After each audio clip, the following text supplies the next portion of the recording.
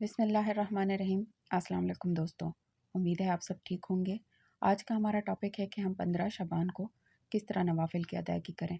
वैसे तो इस रात में इबादत का कोई ख़ास तरीका वज़े नहीं है, लेकिन आप जिस तरह चाहें इबादत कर सकते हैं। हम बात करेंगे कि शब बारात में मगरिब की नमाज़ के बाद 6 नफिल हम किस तरह अदा करेंगे। उसमें हमने हर 2 रकात के बाद सलाम फेरना है, यानी 2-2 रकात की नियत करनी है।